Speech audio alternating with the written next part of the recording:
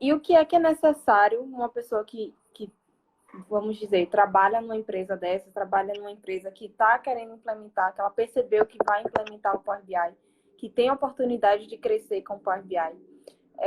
O que é necessário saber para criar o seu primeiro projeto no Power BI? Sendo você da empresa ou não, querendo criar ser consultor de alguma empresa externo, ou então trabalhar na empresa mesmo e querer aprender essa ferramenta.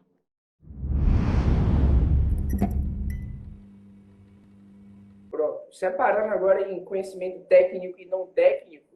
Conhecimento não técnico, o que é que você precisa ter?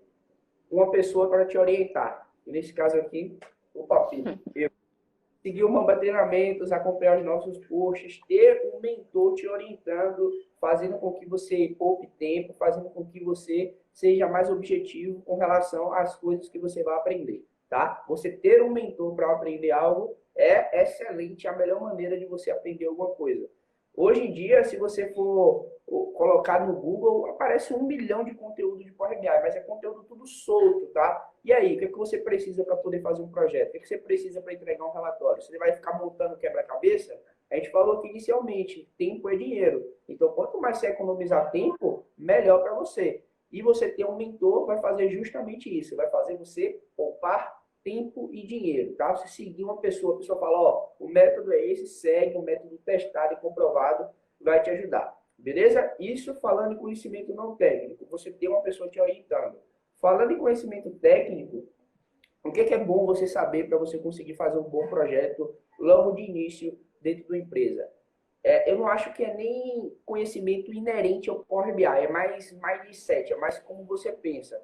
Você saber que você tem que entregar um bom projeto para o seu usuário final, para o tomador de decisão, é o que muda o jogo quando você faz um bom projeto de Power BI.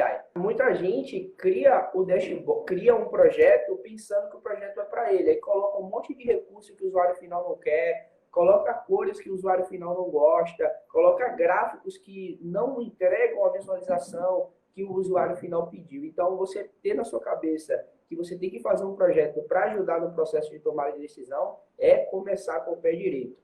Quando você entende isso, quando você já sabe, olha, eu preciso entregar um projeto que vai ajudar a empresa em X questão, em Y coisa. Isso daí já vai te colocar na frente de um monte de gente. Tem muita gente começando errado.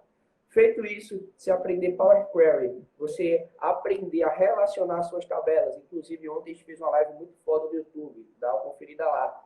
Tá tudo de graça. E você saber como criar os gráficos, que já vai te colocar na frente de uma galera de gente. Eu nem falo DAX aqui, tá? DAX vamos colocar para um segundo momento. Essas três coisinhas aqui já te colocam na frente de uma galera de gente.